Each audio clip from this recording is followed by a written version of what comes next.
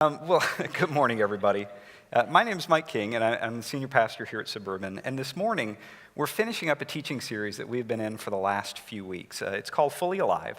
And the title of the series comes from a quote from an early Christian leader who said that the glory of God, right? God is most glorified when we, human beings that he loved, that he created, when we are fully alive. And that idea of being fully alive, he actually took that from something that Jesus himself said. At one point when Jesus was on earth and he was teaching, he talked about why it was that he came. And we'll put this up here from John 10 so that you can see it. But he said the thief, right? The thief comes to steal and to kill and to destroy. But then Jesus says, I've come so that you may have life and have it to the full. Right? That's his goal. He wants the people that God loved, that he created, he wants all of us to be fully alive in him.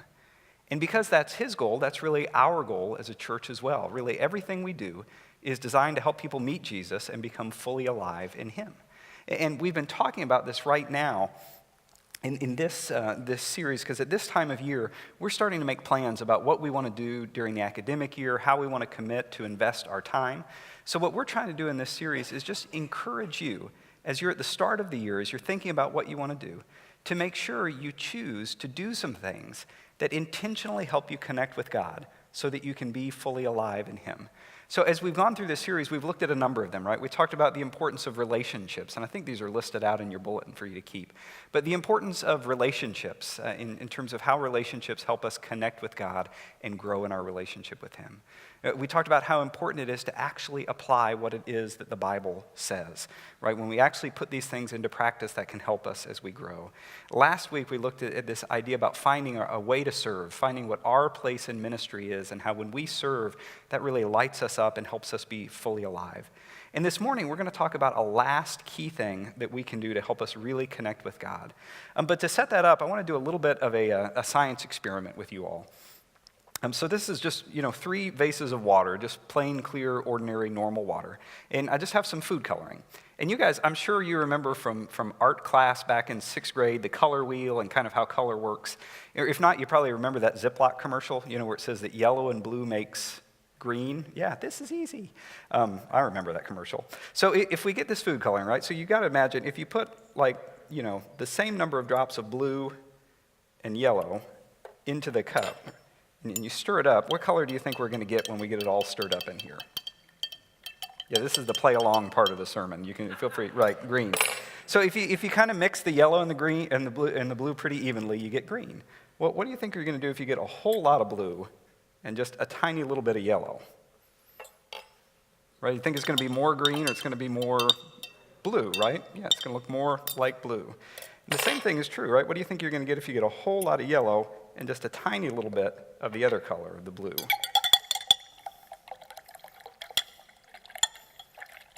Yeah, it's going to be, somewhere in between, but it's going to be a little bit more yellow. And we know that this is true because we know that with colors, what you get depends on the mixture that you put in, right? The end result is going to be a mixture of what it is that you end up putting into that. So to keep that idea in mind, this idea that sort of we're a reflection of what we take in, we're just going to leave that up there, and we'll come back to that in just a minute. But as we dump into this last practice, this idea of developing spiritual practices and spiritual habits and how that can really help us be connected to God and stay fully alive in him. To do that, I want to invite you to turn with me in the Bible to Matthew chapter 6. If it would help you for any reason, you can grab a red Bible from underneath the seat there in front of you, and you can turn to the page number that's listed on the screen. But the passage that we're going to look at comes from a very famous sermon that Jesus preached, the Sermon on the Mount. And in it, Jesus is kind of laying out the blueprint for how to live the Christian life. And in the passage that we're going to look at, he talks about 3 spiritual practices. He talks about giving, praying, and fasting. And he didn't just pick these at random. These 3 spiritual practices were core. They were central to how the Jewish people at the time expressed their religious faith and devotion. In fact, they were such an integral part of the daily, weekly rhythm of normal, observant Jews at that time that Jesus, when he's talking about them, if you'll notice, he doesn't say, if you pray, if you give, if you fast. He says, when you pray, when you give, when you fast. Like he just assumes that the people are already doing these things because they're just part and parcel of their life as a people together. So let's go in and jump in right in verse 1 of chapter 6 and see what he says here kind of by way of introduction. So he says, be careful not to practice your righteousness in front of others to be seen by them.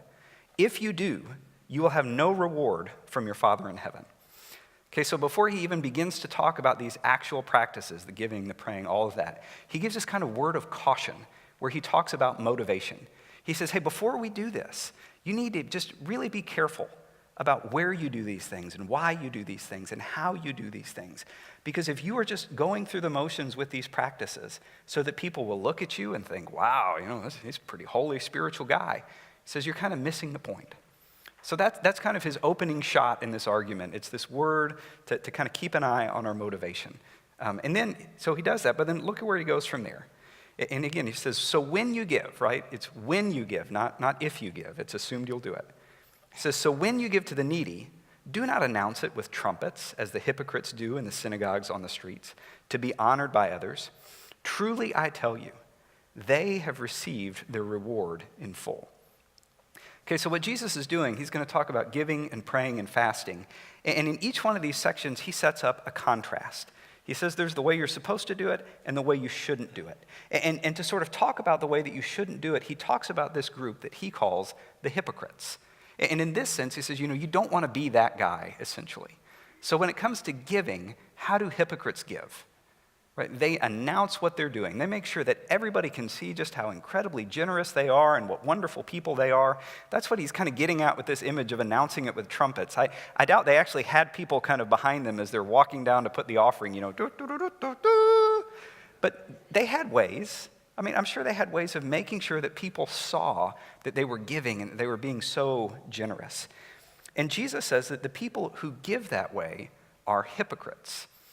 And that's a really interesting word for Jesus to use back then. The word hypocrites that he's using in the Greek is this word hypokritoi. And it's the same word, right? Our word hypocrite comes from it exactly. But we tend to use that word today as somebody who's, intentionally trying to make themselves look better than they are. But that's not how the word was used at that time.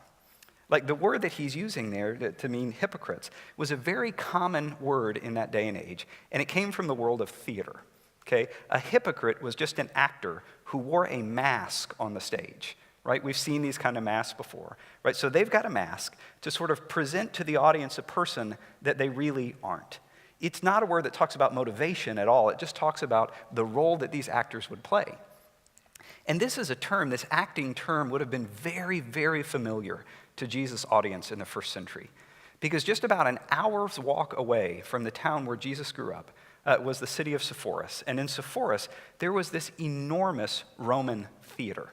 In fact, you can go there today, you can visit it. Here's a picture kind of the ruins of that theater. Kind of there on the left is the old part, and then they've kind of built some new part for the tourists to sit in there. But this is about an hour away from where Jesus grew up. And here's the crazy thing about this. Like, there are a lot of historians who look at this and think this was built during the time when Jesus was a young man. And Jesus was a local tradesman. He was a craftsman. So they think, I wonder if it's possible that part of what Jesus did for his job was to help build this thing. Isn't it crazy to look at this and think Jesus may have had a hand in actually building that? But because of the prominence of this theater, because it was right there, everybody would know about it. People would have known this term. So when Jesus throws out this idea of hypocrites, they're like, okay, I got it, mask, actor, I know what you're saying. But then Jesus kind of puts his own little spin on it, right? Because he says, we're not just talking about actors who've got masks. Because when it comes to the religious practices we do, it's not just the professionals who know how to put on a show for others. Jesus really begins to describe this term as somebody who starts to do things to make themselves really look better than they are, make themselves look more holy, more righteous, more pious than they are. And that's a lot closer to our modern day meaning of the word hypocrite, isn't it? The interesting thing about this is, as far as we can tell, Jesus was the very first person to ever use the word hypocrite in this way. So essentially, he kind of coined the modern usage of hypocrite. That is just a free, random fact for you today. You can save that for when you're on Jeopardy or something like that. But this is the point. Jesus is trying to set this group, the hypocrites, up as this negative example. Right? He's saying, don't be like these guys. When you do that, when you give in such a way that people can see what a great person you are, he says that you have received your reward in full. That's a line that he kind of throws out. Now, what do you think he means by that? Right? What's the reward that they've received? I mean, I think that the reward that they've received is that kind of temporary honor that they get from other people who look at them and think, hey, good for you. You're really a good person. And Jesus says if you're doing this act of piety just so that other people will look at you and think you're a pretty great guy, you'll get that. But that's it. That's the sum total of the reward that you get. But remember, Jesus is sort of setting up the hypocrites because he's going to have a contrast. So he begins then in the next verse to turn and says, okay, if the hypocrites do it this way and you shouldn't do it this way, how should you go about this? And it's interesting because he doesn't say, the hypocrites do this giving thing all wrong. Their motives are wrong, so let's just not worry about giving. No, he doesn't throw the baby out with the bathwater. He says, there really is something important about this practice that helps us in a deep-seated spiritual way, so we still need to do it, but we need to do it differently. So when we read, it says this. In verse 3, he goes on, he says, but when you give to the needy, don't let your left hand know what your right hand is doing, so that your giving may be in secret. Then your Father, who sees what is done in secret, will reward you. Right, so clearly we're still supposed to give. There's something about that practice that is good. We just do it with different motivation. Instead of doing it so that other people will see us and think we're really wonderful, Jesus is essentially saying you need to give with an audience of one. I think that's what he's getting at, that image of, you don't want your right hand and your left hand to know what's going on. I mean, even back in that day and age, most people were right-handed. So the right hand would have been the hand that they would use to take that money and give it to the person in need. And Jesus is saying you should be so focused on only God seeing you. See if you can even figure out how to do that without the left hand knowing what's going on. He's encouraging them to say when you give, you need to give to God alone. You don't do it for the applause of others. And the result of that, right, when you do it that way, when you give that way, he says, then your Father, who sees what is done in secret, will reward you. Okay, let's stop and talk about this whole reward thing for just a minute. Because if you're anything like me, you see that word and there's almost a little part of us that gets offended.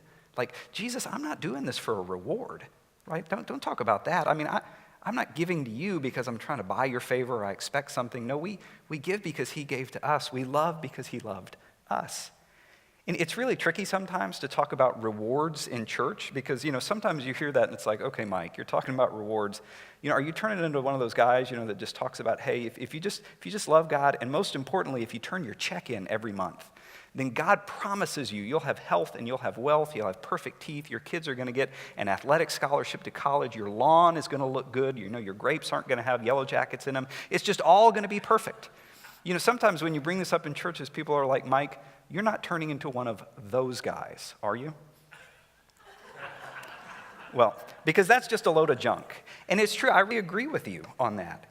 Because preachers who promise you, right, that if you faithfully give, you're guaranteed some kind of return from God. That is simply not true. That is not what the Bible says. Now, it is true that God does sometimes choose to reward us by the way he is. Maybe that's financial, maybe it's health, maybe it's whatever. And it's also true that when we live life according to God's purposes and guidelines and design, life does tend to go better, right? We make better choices in our relationships and finances and health.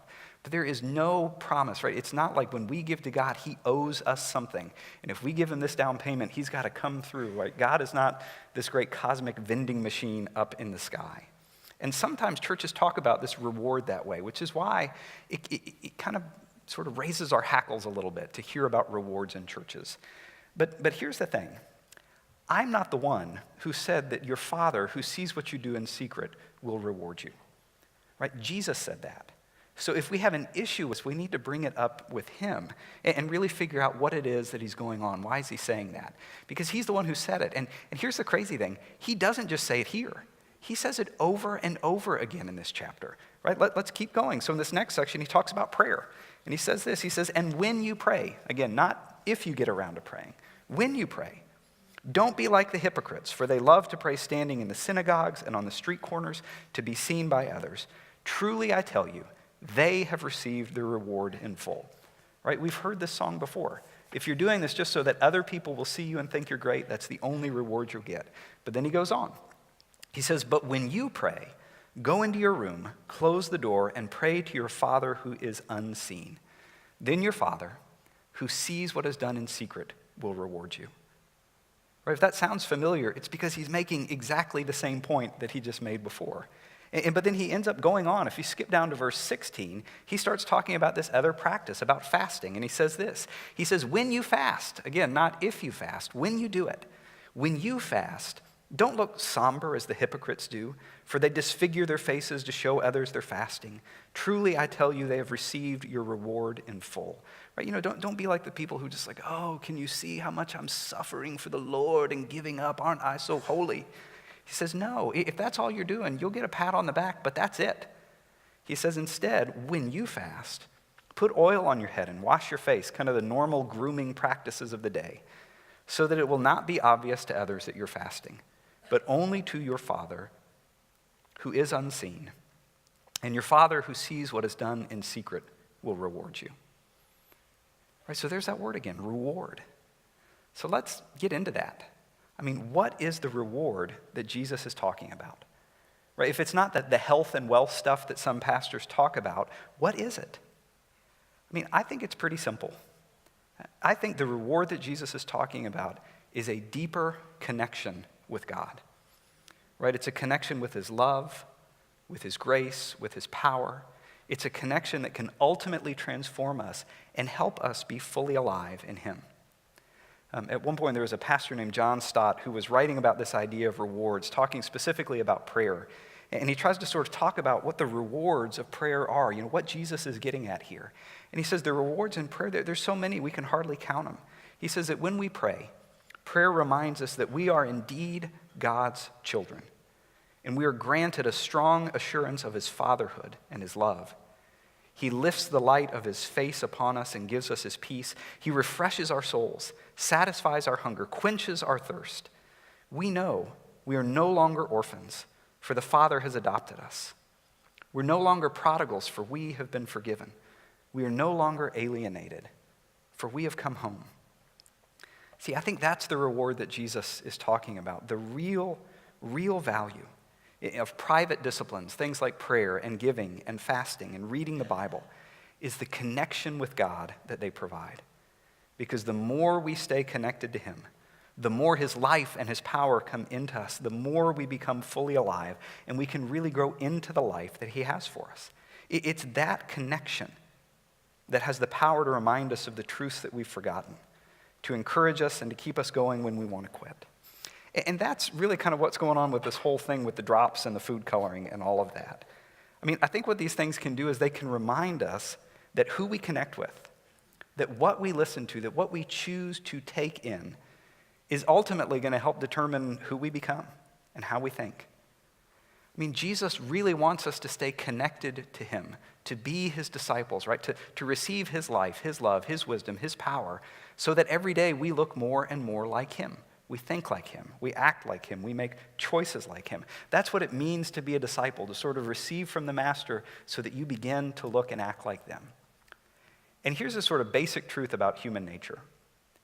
We are all being discipled all day long, right? As people, we're like vases that are just full of clear water. All we do is take stuff in.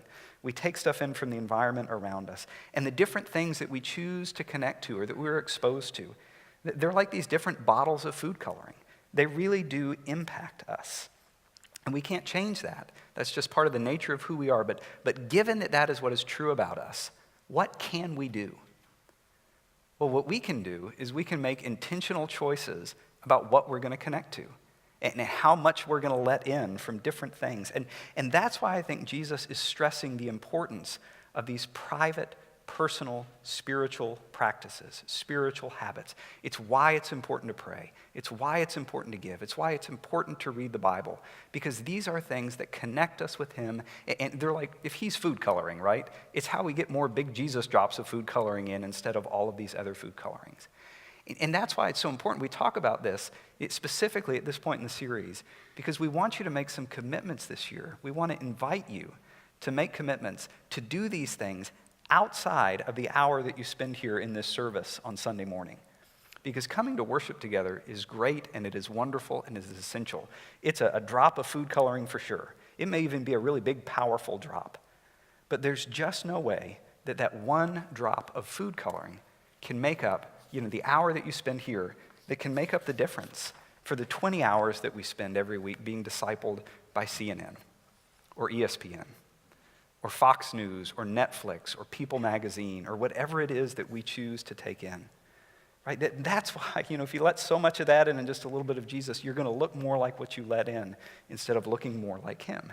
And that's why he talks about these spiritual habits by using the word when and not the word if.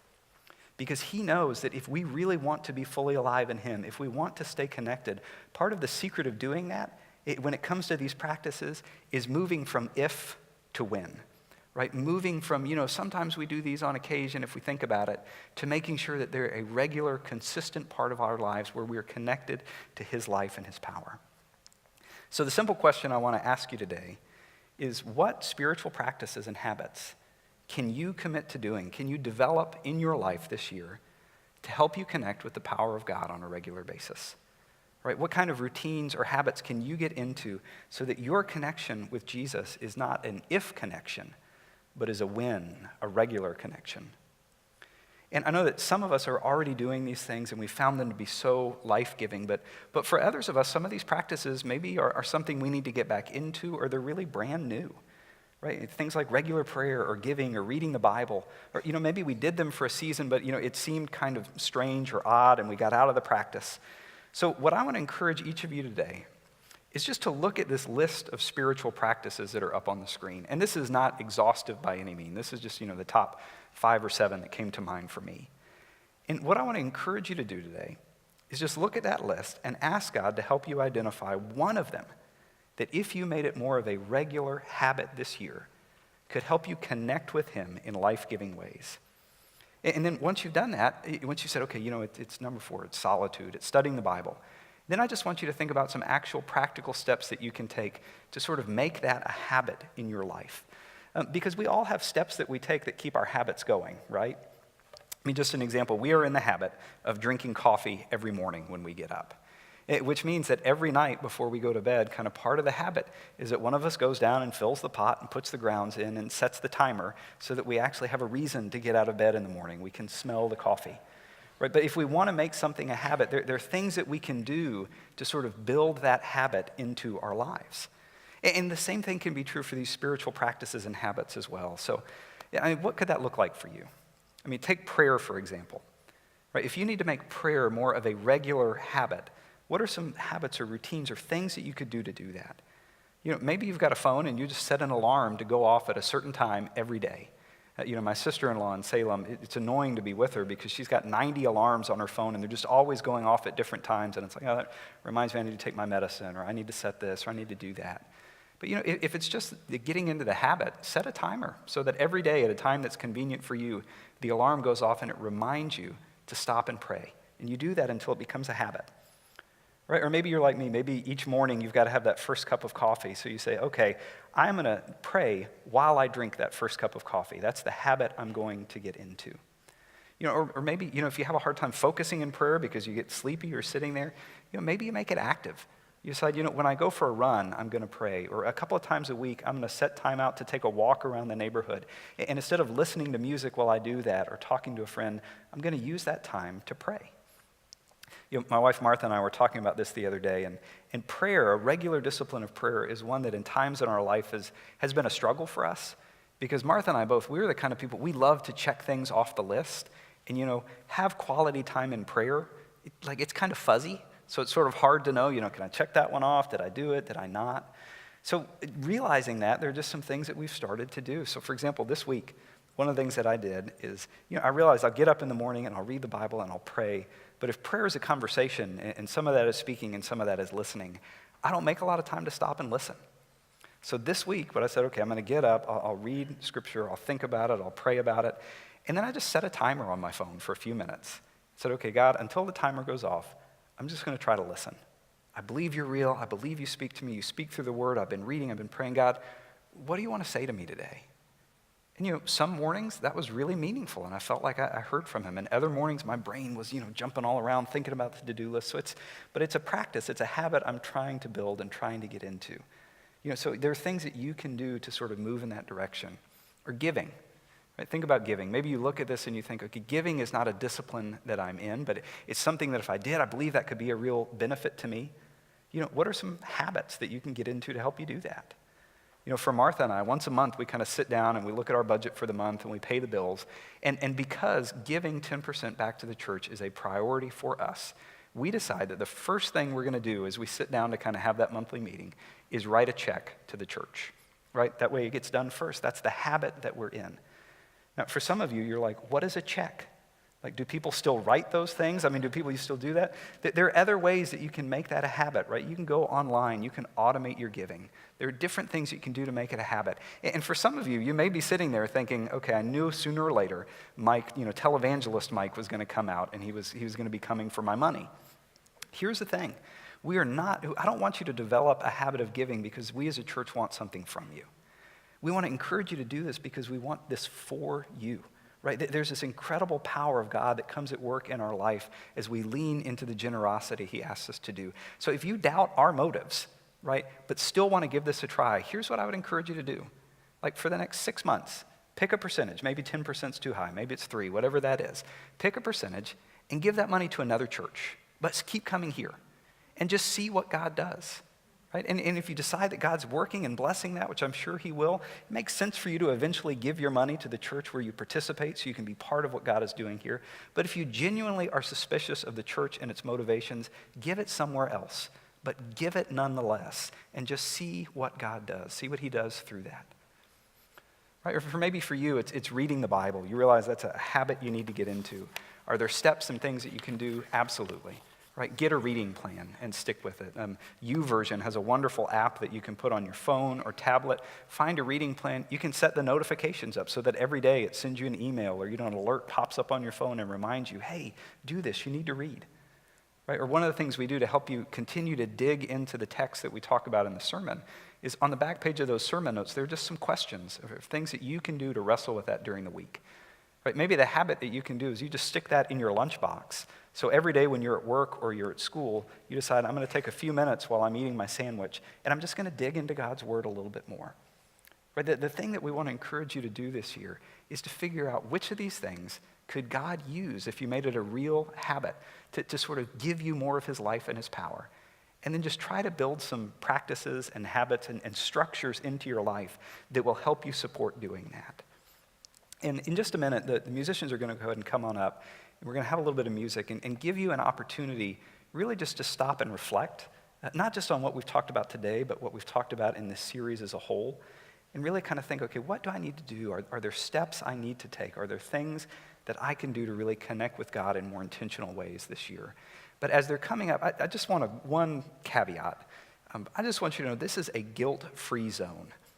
Sometimes when we talk about these things, we talk about practices we need to do or applying the Bible, we can really sort of set ourselves up for guilt because we set this bar high like, okay, I've never really prayed before, but I'm going to pray for 90 minutes every morning. I'm going to get up at 4 a.m. and I'm going to pray. And, sometimes we sort of set the bar too high and we fall short of our own standards and we kind of beat ourselves up. And again, it's so easy. It's such a fine line that we have to walk in the Christian life. We remember it's God's power that does it. It's God who saves us. It's God who sustains us. It's God who leads us into the life he has for us. It's really all up to him. And we have this part to play, right? We put ourselves in a place through the choices we make, through the practices we develop to connect with his power. But because we do have this role to play, it can be easy to fall into the trap of thinking it's really all about me. I've got to do more. I've got to work harder. I've got to sort of earn this somehow. So if that's the way you tend to think, and I tend to be sort of wired more that way too, so it's been so helpful for me over the years to sort of correct that thinking and say these practices are not things that I do to earn God's love or earn God's favor. Right? It's not this checklist that has to be done. These are just gracious invitations given by the God who loves you to connect with him. So what I would encourage you to do as you go about this year and make some decisions is just be gentle with yourselves. Right? Be gracious with yourselves. Right? We want to be moving in the right direction. And I guarantee you cannot be more gracious with yourself than God is going to be about these things. It is not about just checking things off the list. It's about connecting with him, putting yourself in a place where his love and his power can do these things. So like I said, we're going to have just a minute or so of music. And during that time, I just would encourage you to stop and think about what God might be calling you to do this year to put these things into practice. And then we'll sing a final song together to kind of close that out, and we'll be done for the day.